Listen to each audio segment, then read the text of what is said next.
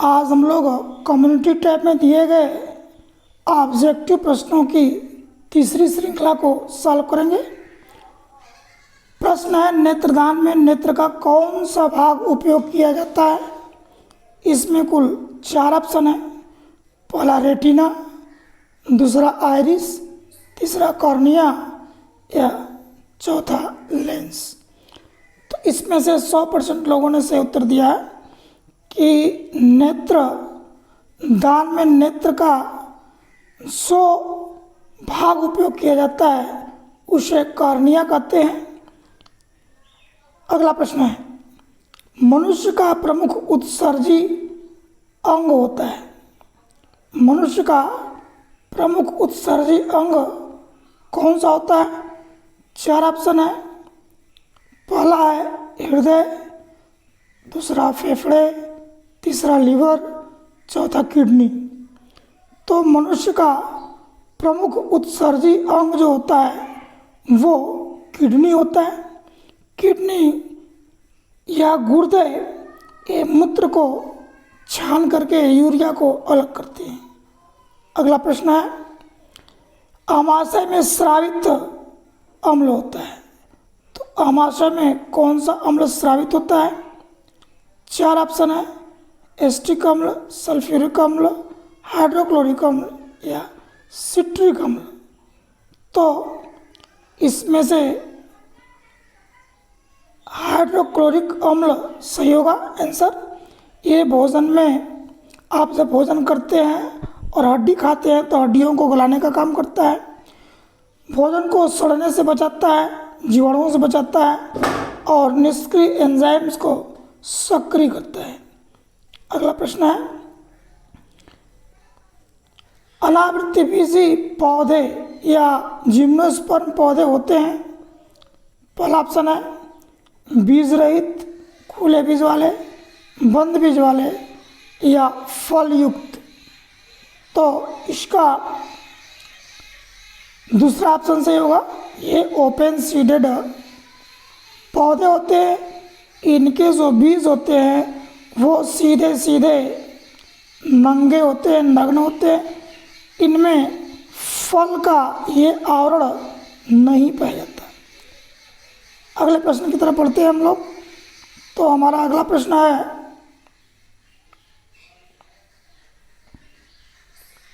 वह कौन सा विटामिन है जो किसी जंतु भोजन से प्राप्त नहीं होता। तो इसमें 4 ऑप्शन है। Vitamin D, vitamin A, vitamin C या विटामिन के। तो इसका तीसरा ऑप्शन से होगा। विटामिन ए जो होता है, विटामिन सी एक ऐसा भोज्य पदार्थ है जो केवल फलों में, खट्टे फलों में पाया जाता है और ये किसी भोजन से प्राप्त नहीं होता। तो इसका ऑप्शन सी सही होगा। अगला प्रश्न है, कोशिका विभाजन किस में होता है। 4 ऑप्शन है। केंद्रक में, साइटोप्लाज्म में, माइटोकॉन्ड्रिया में या गुणसूत्र में। तो इसका दूसरा ऑप्शन सही होगा। कोशिका विभाजन की क्रिया साइटोप्लाज्म में संपन्न होती है, जिसके द्वारा 2 पुत्री केशिकाओं का निर्माण होता है। अगला प्रश्न है, उत्परिवर्तन का कारण है। Causes of mutation. 4 ऑप्शन है। विकिरण, रासायनिक, ताप या उपरोक्त सभी। तो इसका चौथा ऑप्शन सही होगा, उपरोक्त सभी। ये सभी कारक उत्परिवर्तन, अचानक जीन्स या गुणसूत्रों में उत्परिवर्तन का कारण होते हैं। अगला प्रश्न है, आँख में कौन सा एंटीबैक्टीरियल एंजाइम पाया जाता है। 4 ऑप्शन है। पहला है एमाइलेज, दूसरा है प्रोटीएज, तीसरा लाइसोजाइम, चौथा इंसुलिन। तो हमारी आँख में लाइसोजाइम नामक एंटीबैक्टीरियल एंजाइम पाया जाता है, जो बैक्टीरिया को मारता है और आँख की सुरक्षा करता है। अगला प्रश्न है, डॉल्फिन किस वर्ग का उदाहरण है? 4 ऑप्शन है, एम्फीबिया वर्ग, मत्स्य वर्ग, स्तनधारी वर्ग या सरीसृप वर्ग। तो जैसा कि आप जानते हैं कि डॉल्फिन स्तनधारी वर्ग का जंतु होता है। ये बच्चे पैदा करता है लेकिन जल में रहता है। अगला प्रश्न है, कौन सा रोग मच्छर के काटने से नहीं फैलता? तो यहाँ पे 4 ऑप्शन है। पहला है स्लीपिंग सिकनेस, दूसरा है मलेरिया, तीसरा है डेंगू, चौथा है फाइलेरिया। तो 3 रोग तो ऑलरेडी जो हैं वो मच्छरों द्वारा होते हैं, मलेरिया, डेंगू और फाइलेरिया मच्छर के काटने से फैलते हैं। जबकि स्लीपिंग सिकनेस जो रोग होता है ये एक मक्खी से होता है, इसे फल मक्खी कहते हैं। अगला प्रश्न है, वह ग्रंथि जो अंतःस्रावी और बहिस्रावी दोनों होती है। 4 ऑप्शन है, लीवर, अग्नाशय, आल्विक ग्रंथि या थायराइड। तो इसमें से सेकेंड ऑप्शन सही होगा। अग्नाशय को मिश्रित ग्रंथि कहते हैं। ये दोनों की तरह कार्य करती है। अगला प्रश्न है, इलिशा किट द्वारा किस रोग की जांच की जाती है? तो इलिशा का फुल फॉर्म होता है एंजाइम लिंक्ड एस्से सॉर्बेंट किट। तो ये इलिशा की जांच होती है। 4 ऑप्शन है, मलेरिया रोग में, डेंगू में, कैंसर में या एड्स में। इसका सबसे सटीक आंसर होगा एड्स रोग में इलिशा किट के द्वारा एड्स रोग का पता लगाया जाता है। अगला प्रश्न है, सबसे प्रथम हार्मोन्स जिसका निर्माण डीएनए टेक्नोलॉजी द्वारा किया गया। तो इसमें 4 ऑप्शन है, इंसुलिन, थायरॉक्सिन, ऑक्सीटोसिन या रिलैक्सिन। तो इसका पहला ऑप्शन सही होगा। इंसुलिन को डीएनए टेक्नोलॉजी द्वारा सर्वप्रथम बनाया गया था। अगला प्रश्न है, जंतु कार्बोहाइड्रेट किस रूप में संचित होता है? तो 4 ऑप्शन है, प्रोटीन, स्टार्च, ग्लाइकोजन या ग्लूकोज। तो जंतु का जो कार्बोहाइड्रेट है ये हमारे शरीर में ग्लाइकोजन के रूप में संचित होता है। अगला प्रश्न है,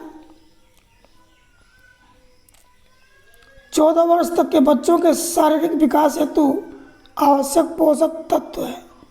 4 ऑप्शन है, पहला है प्रोटीन, दूसरा वसा, तीसरा विटामिन, चौथा कार्बोहाइड्रेट।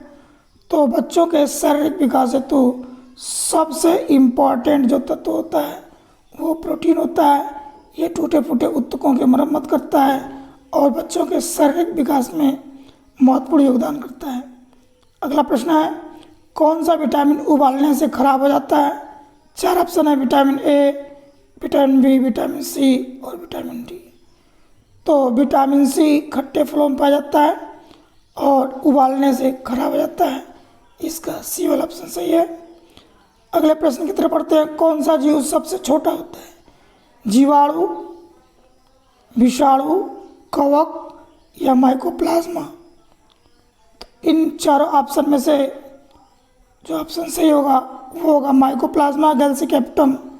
ये सबसे छोटी कोशिका होती है जिसे पीपीएलओ, प्लूरोनिमोनिया लाइक ऑर्गेनिज्म के नाम से जानते हैं। अगला प्रश्न है, आपातकालीन ग्रंथि किसे कहा जाता है? तो 4 ऑप्शन है, पैराथायराइड, अग्नाशय, पिट्यूटरी या अधिभुक ग्रंथि। तो इन चारों में से चौथा ऑप्शन सही होगा, अधिभुक ग्रंथि या एड्रिनल ग्लैंड।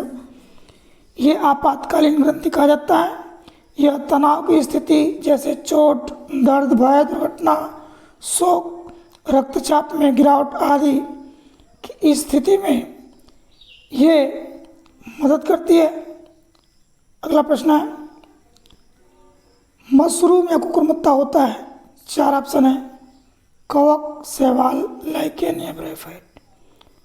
तो मशरूम एक विशेष प्रकार का फंगस होता है, कवक होता है, जो प्रोटीन का मुख्य स्रोत है, जिसकी सब्जी के रूप में उपयोग किया जाता है। अगला प्रश्न है, the food digestion start from, भोजन का पाचन कहाँ से प्रारंभ होता है? छोटी आंत, बड़ी आंत, मुख या लीवर? तो इसका तीसरा ऑप्शन सही होगा। भोजन का पाचन मुखगुहा से प्रारंभ होता है। मुख में जो एंजाइम पाए जाते हैं, लार पाया जाता है, इसमें टाइलिन पाया जाता है। टाइलिन एंजाइम स्टार्च का पाचन मुंह से प्रारंभ कर देती है। चलिए आज के अगले प्रश्न की तरफ, या अंतिम प्रश्न की तरफ पढ़ेंगे। किस पशु के दूध में वसा की मात्रा सबसे अधिक होती है? 4 ऑप्शन है, गाय, बकरी, ऊंट या भैंस। इसका सबसे सटीक आंसर होगा भैंस। भैंस के दूध में वसा की मात्रा सबसे अधिक होती है। अगले वीडियो में मिलेंगे, तब तक के लिए धन्यवाद, नमस्कार।